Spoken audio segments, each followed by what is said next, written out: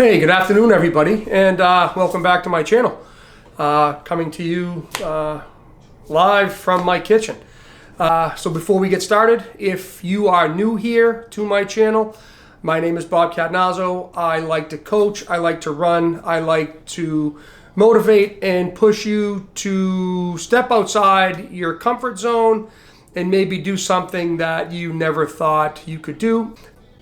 So make sure you smash that subscribe button, turn on those little bell notifications if you could, so you don't miss any of these upcoming videos that I hope you'll find interesting, leading up to marathon training and all the way through the winter leading up to Boston 2024.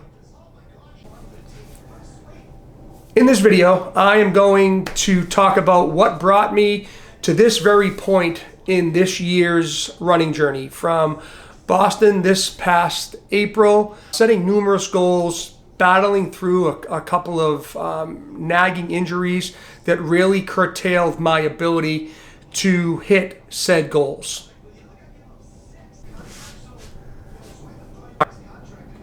Be smart is a phrase that we as runners, and sure, I'll speak for the majority, be smart isn't a phrase we religiously adhere to.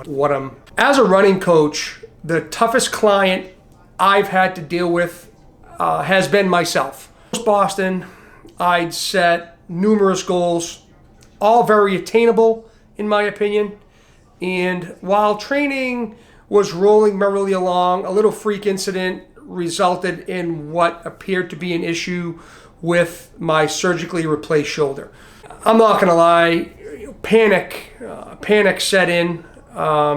So back to square one I went in terms of getting some stability and overall range of motion back in my shoulder. That set me back a bit physically and mentally. I thought I was probably looking at surgery. I still may be looking at surgery at some point in the future. But for now, that's off the table. Making things a bit more complicated is a chronic back issue that rears its head from time to time. And unfortunately, right before the BAA 10K, I had to make a decision. Be smart. And, I battled through training and never really felt confident, as running in discomfort really messes with your mind. I had two back-to-back halves planned in early November, and obviously the elephant in the room was Boston training soon thereafter. We were talking less than a month or about a month from the end of one of the halves to the time we start Boston training in December. So I had to make a tough decision to drop to a 5K in one and basically bail on the other.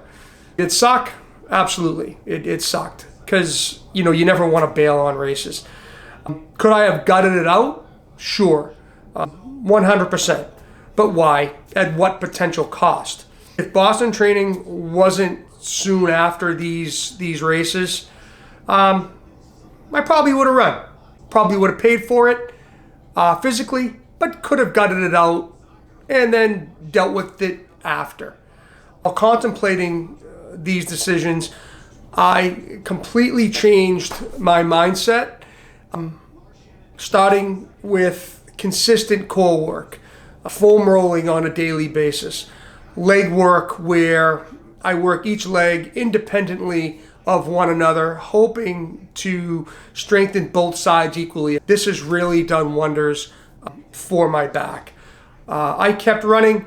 I kept the runs efficient. I kept the runs short. I added some hills to build a little strength. I trusted the process that I thought would work best for me and what my goals ultimately were. I'm still trusting that process. I had a couple of age-based top 4 finishes in recent 5Ks, and more importantly, I am running and training pretty much pain-free. So that proves to me that sometimes you just got to be smart. My feeling is a lot of my runner friends maybe registered for races and or training for Boston and for things going forward. So let's see if we can do this together. If you are someone who wants to get out, run, or walk your first race, I truly hope that you can get some motivation from this. And I hope you decide to follow along with what I hope is going to be an interesting journey. Peace.